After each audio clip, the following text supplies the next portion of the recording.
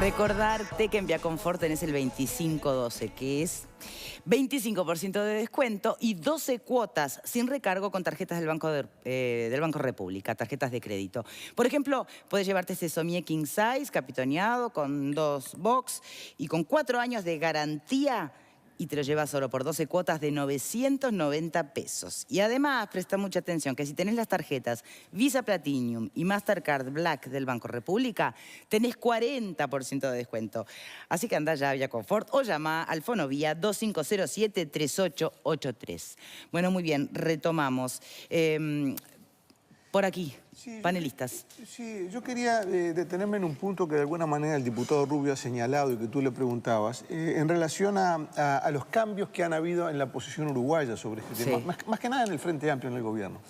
Y yo creo que de alguna manera para Uruguay por lo menos es el centro de la cuestión, porque en realidad con relación a Haití, Uruguay ha tenido una política de Estado. Yo creo que tenemos que reconocer que ha habido una continuidad más allá de los cambios de gobierno en este tema. Y como señalaba el diputado Rubio, el que de alguna manera cambia la posición es el Frente Amplio. Y eso genera una división dentro de la izquierda y me atrevería a decir que una de las razones por las cuales se crea, digamos, esa separación del Frente Amplio tiene que ver con esto. Me adelanto a decir con una de las hipótesis, me parece bastante realista. Por lo tanto, es un problema, en realidad estamos hablando de un problema político uruguayo, interno de Uruguay. O sea, más allá de la descripción que ustedes han hecho de Haití, que bueno, ha sido fundamentada y yo entiendo, pero en realidad yo creo que para Uruguay esto importa porque implica un viraje dentro del Frente Amplio en su política internacional.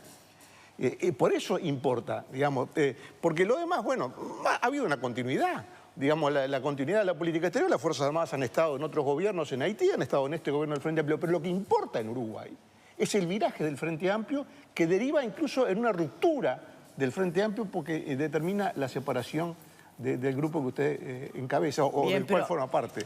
Permíteme que lo cuestionen a los demás panelistas. ¿Es lo que importa o lo que importa es analizar un poquito más en profundidad? Bueno, yo doy mi punto de vista. No, está bien.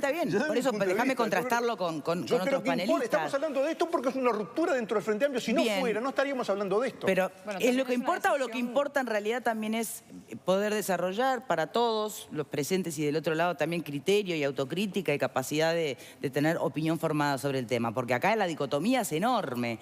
Es todo culpa de Estados Unidos y lo mercenario que es el imperialismo y las misiones de paz que no persiguen otra cosa que intereses materiales, o la otra mirada, la que justifica desde las Naciones Unidas o la ONU, la participación de estas misiones de paz. Y en otro lugar, los soldados nuestros, ¿no? Los soldados nuestros.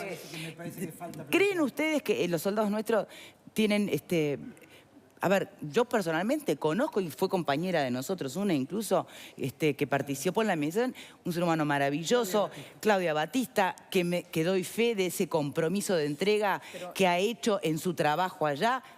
También están de los otros, pero digamos, a ver, ¿qué significa para cada parte una misión de paz, ¿no? Si eso no es importante, si no nos ponemos de acuerdo con eso...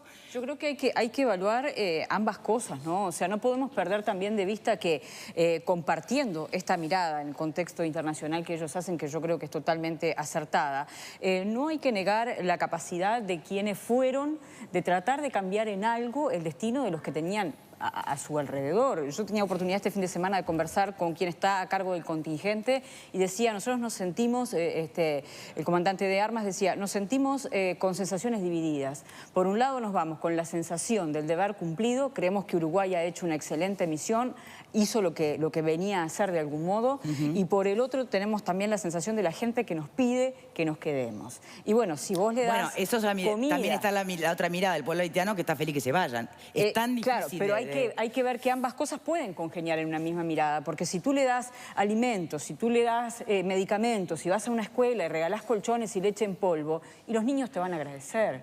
Pero eso no quita que en el contexto internacional Uruguay no está contribuyendo a que Haití crezca como nación y defina su propio destino.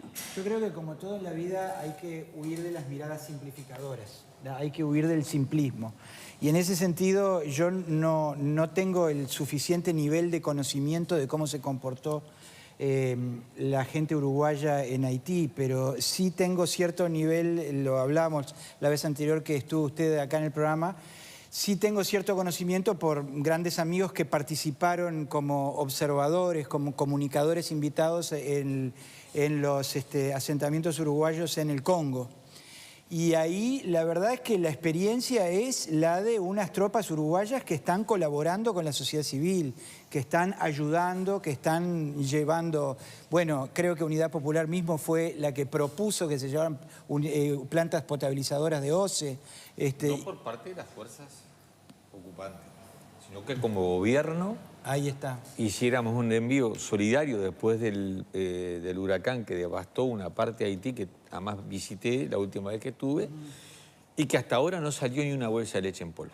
Yo creo, de acá. Eso es grave. Yo creo que en los hechos, yo sé que las tropas que usted significativamente dice fuerzas ocupantes y que en el aspecto político global puedo estar de acuerdo con usted, pero al mismo tiempo conozco los desvelos de la gente que va a los orfanatos, que ayuda a los chiquilines que sus padres han sido asesinados y que les lleva comida, consuelo, claro. En fin. El punto es, ¿acaso no ha tenido nada positivo la intervención de fuerzas de paz? Claro.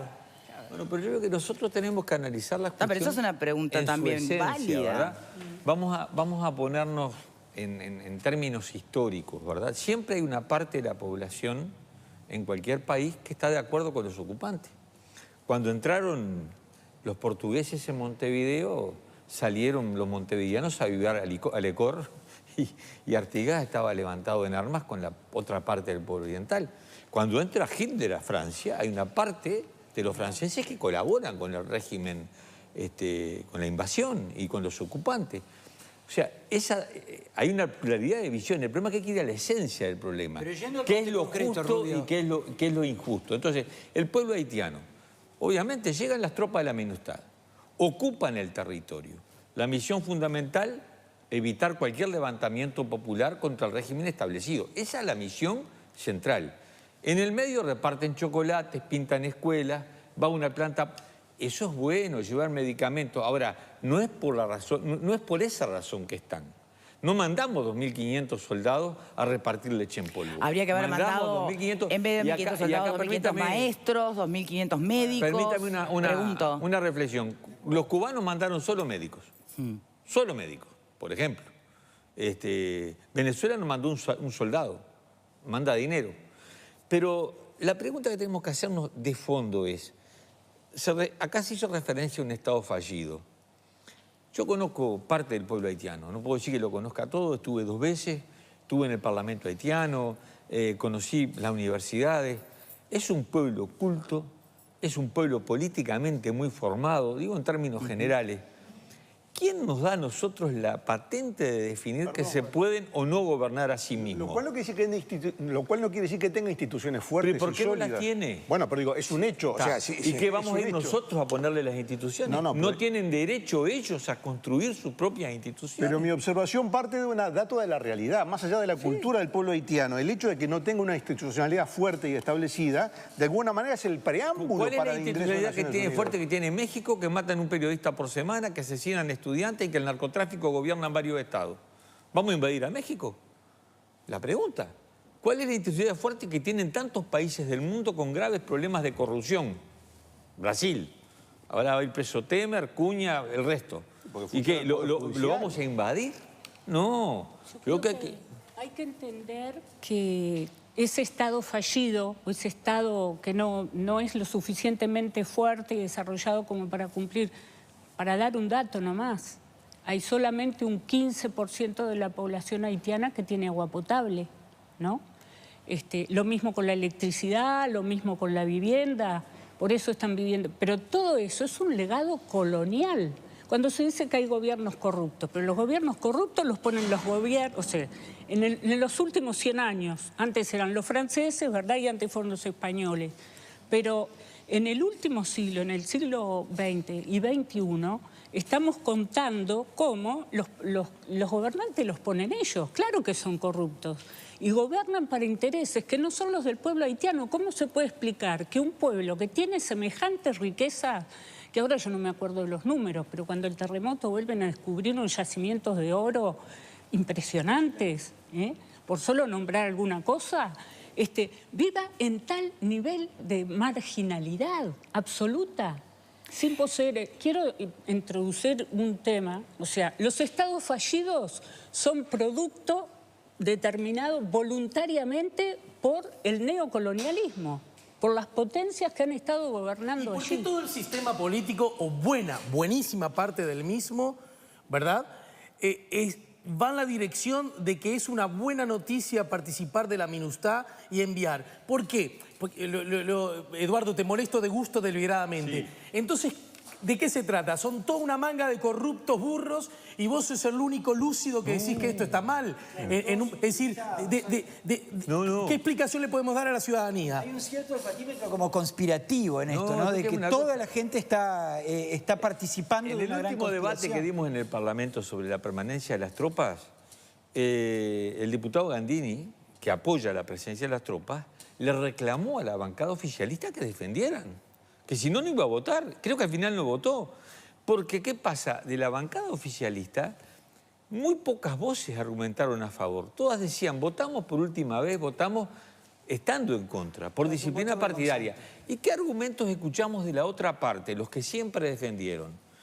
Nadie defendió la idea de que se estaba estabilizando Haití. ¿Que se está qué, perdón? Estabilizando Haití, porque es insostenible. Después de 14 años de ocupación, nada mejoró en ese sentido. El ministro dijo, ahora el futuro de Haití dependerá de su propia gente y sus organizaciones. Sí, y antes también. Pero ¿qué dos argumentos usaban que a mí me parecen determinantes para responder? Primero, que era importante para Uruguay, como integrante del Consejo de Seguridad, ¿no?, que nos dieron un banquito ahí ahora, participar de estas misiones porque nos daba legitimidad en la ONU.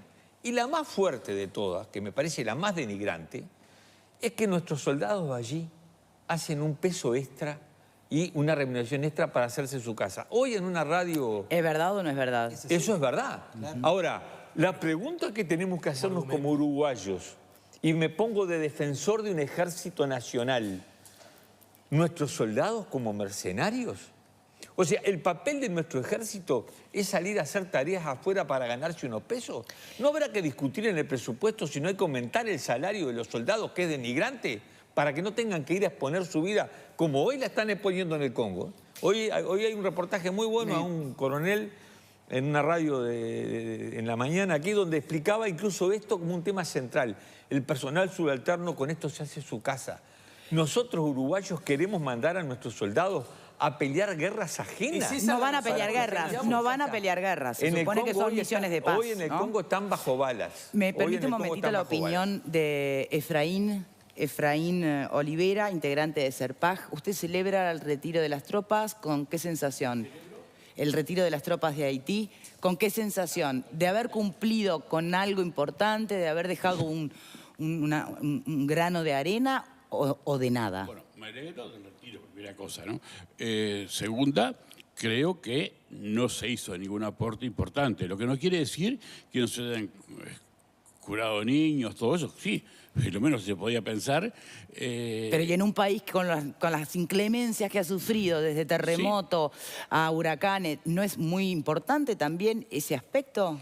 Bueno, en realidad no fue... no fue la razón, estamos de acuerdo, vino después. La gente, los militares, estaban para otra función allí, ¿no? Y a esa la cumplieron.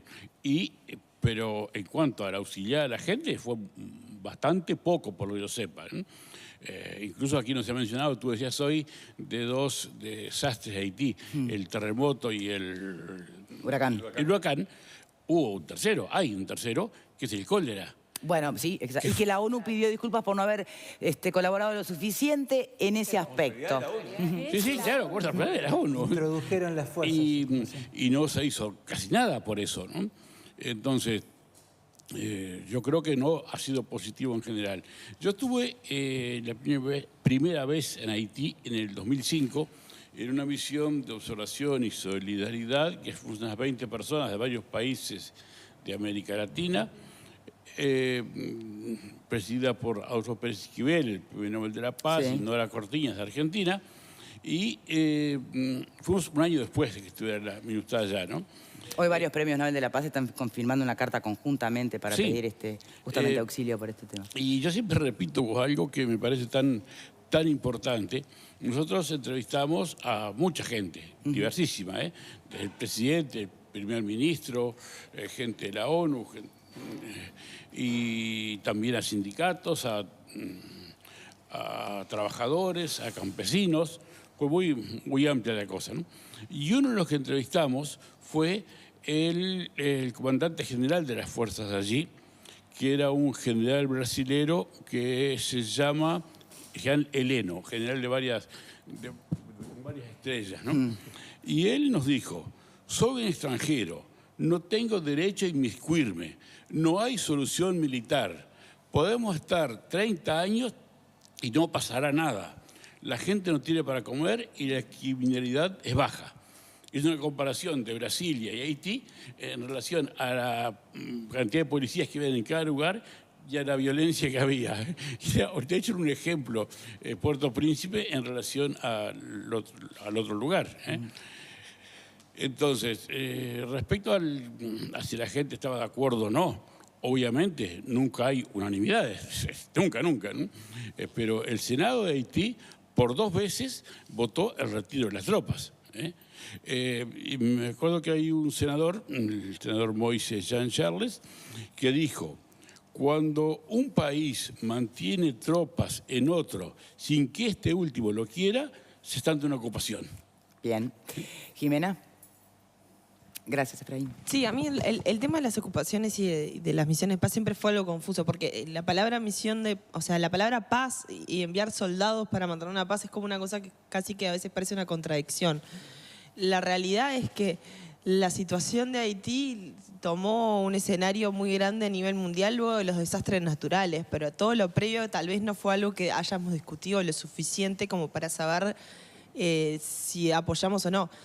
Comparto con el que es tristísimo que tengamos que mandar soldados uruguayos para que después puedan volver a hacerse la casita, y es una realidad que he visto, que he constatado un montón de veces, gente que pide y se desespera por irse a una misión y no le interesa dónde y no le interesa por qué, porque sabe que es como que el sueldito extra para dar ese saltito y salir de la miseria de lo que es el ejército uruguayo, que realmente ha sido golpeado y denigrado por gran parte del sector político, que luego se agarra de la bandera de los derechos humanos cuando estamos teniendo gente que labura por nosotros bajo la línea de la pobreza y lo estamos mandando al Congo, a Haití, a exponer su vida. Si bien no estamos hablando de conflictos bélicos, no estamos hablando que van a pasear a París.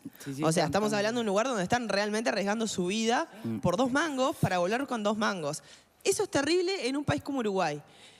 Y lo otro es que un país como Uruguay mande únicamente soldados, que no nos planteemos de mandar ayuda como comida, como potabilizadoras de agua, como médicos, como personas profesionales, que me consta que hay un montón de personas que irían como voluntarios, como sociedad civil organizada, a ayudar a la sociedad civil organizada de esos países. Álvaro.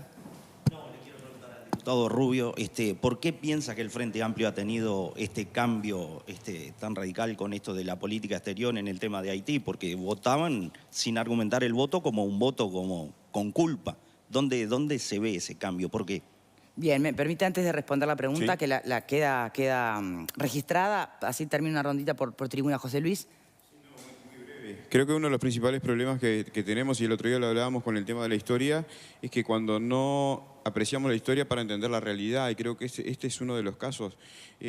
Rubio hacía referencia hace un momento muy brevemente a que en el trasfondo de esto hay todo un problema también racial que tiene que ver con un pueblo que fue el primero que luchó por la liberación en las Américas, y creo que gran parte de las cuestiones que suceden hoy pasa con esto, con un tema del racismo y de la xenofobia. y creo que de alguna manera el tema bélico habría que tratarlo por otro lado, porque obviamente son definiciones de militares, y cuando los militares toman decisiones también, tienen que ver con estrategia, geopolítica, tienen que ver con lo propio del belicismo y la experiencia que ganan muchas veces esta gente en las misiones, y tiene que ver también con toda una cuestión económica. Pero no ocultar de que en el fondo me parece que hay un tema racial que tiene que ver con la primera hora en un pueblo haitiano que se levantó por la liberación en América Latina. Bien. Ahora sí, diputado, si puede responder la pregunta.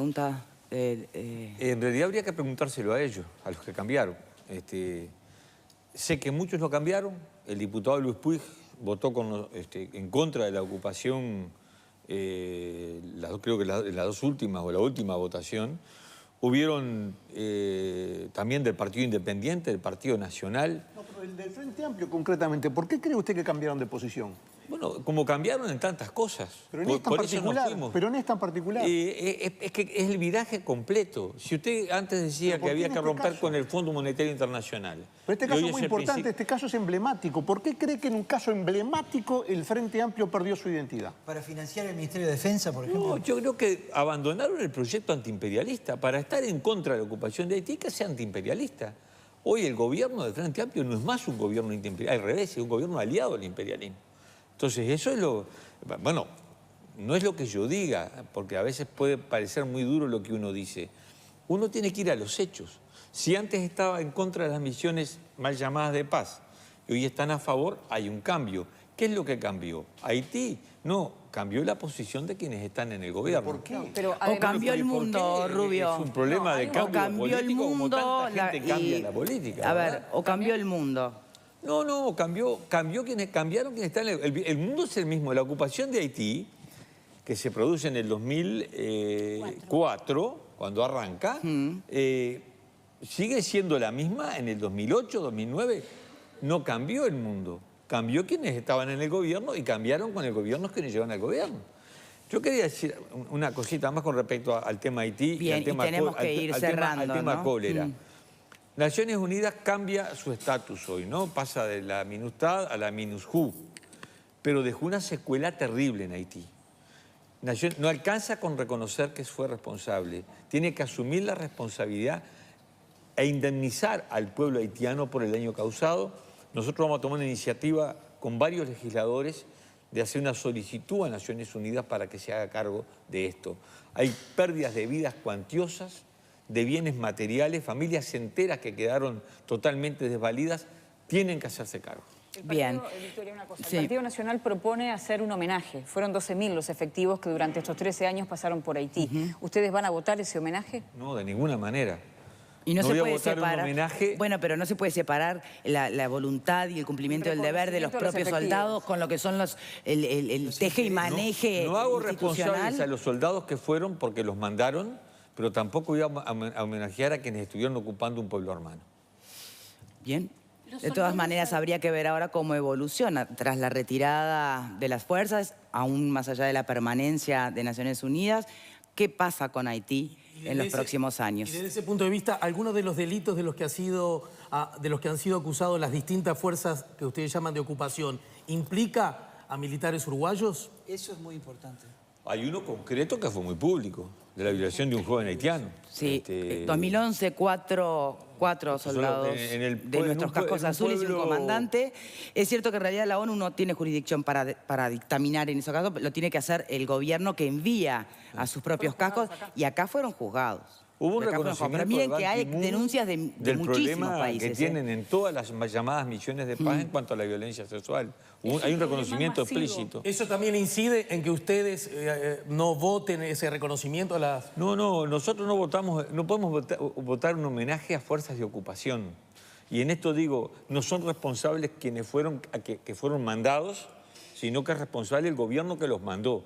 Pero tropas de ocupación, nosotros no... Tenemos que despedirnos de este tema. Sí, quienes apoyaron eso. Y agradecerle muchísimo a quienes nos acompañaron en el tema de hoy. Ojalá tuviéramos más tiempo. Mónica y Rubio, Mónica Arrieta y Rubio, muchísimas gracias a los dos de verdad por habernos reivindicar por acompañado. siempre el derecho de autodeterminación de los pueblos y que, como dijo allí el amigo, el vecino, el compañero, José Luis, que el tema del racismo es un componente fuerte porque no se le reconoce Vemos cuál es la política norteamericana hoy con la gente negra de su propio país, que es algo calamitoso, y no podemos pensar que en Haití es diferente. Hay un fuerte componente racista que los considera inferiores, que no son capaces de gobernarse, cuando han dado muestras cuantiosas de ¿Obama era racista también? ¿Cómo? Siendo él afrodescendiente. ¿Por qué Estados Unidos ¿Obama? hacia la interna es racista? ¿En qué ¿Estados sentido? Unidos? La política que están matando... No, pero Obama, pensando en Obama. Hoy un presidente particular como Trump, que de todas maneras fue elegido lamentablemente por voto popular, pero justamente ¿Te referís a Obama? me llama Barack la Obama. atención que el presidente Obama, recuerdo un discurso de despedida de Michelle Obama diciendo: El presidente no puede cambiar mis una abuelos idiosincrasia". construyeron como esclavos esta Casa Blanca y mis hijas juegan en los discurso jardines, está ¿no? muy bien, pero la realidad es Mataban a los negros en la calle Exacto. mientras Obama era presidente. Nosotros recibimos una delegación de organizaciones con Efraín Olivera en el CERPAG. Recibimos una delegación de estadounidenses de derechos humanos y todo, que quisieron acercarse por el tema de Haití y que lo conocían, ¿no? Y sobre el tema de los negros, cuando preguntaron, ¿ha cambiado la situación con Obama? A nosotros nunca dejaron de colgarnos, nunca dejaron de asesinarnos. O sea, una situación que realmente en estos últimos tiempos ha aflorado a la luz, pero que tengo que reconocer que yo misma no era consciente de que eso subsistía actualmente. Recuerdo el Ku Klux Klan y todo lo demás. Sí. Pero en este momento, y ya antes de Trump, no hablemos de Pero Trump. con esa lógica, ese racismo Bien. lo sufre también el Parlamento uruguayo, Señores, ¿no? tenemos que despedirnos. Ojalá hubiera más tiempo para este tema y todas sus puntas, ¿no? Porque ya ven que ya derivamos en otra. Bien, gracias por habernos acompañado. Vamos a hacer la segunda pausa y cuando regresemos, un tema, nos venimos bien para nuestro país, es el tema de la ley de inclusión financiera y la realidad de los jubilados. Se viene y hay que volver a insistir en algunos aspectos que hacen preocupar a esta población, a la población pensionista de jubilados y lo que de alguna manera implica o no implica la ley de inclusión financiera. Los dejo en la tanda con esta recomendación que nos hace Line. Dice que tiene el mejor tratamiento para bajar de peso con sus productos Espectro Patch, Termogénesis y Sacián. Podés bajar hasta 11 kilos en 23 sesiones. Mira el caso de Gonzalo que bajó 55 kilos, increíble. Bajé 55 kilos.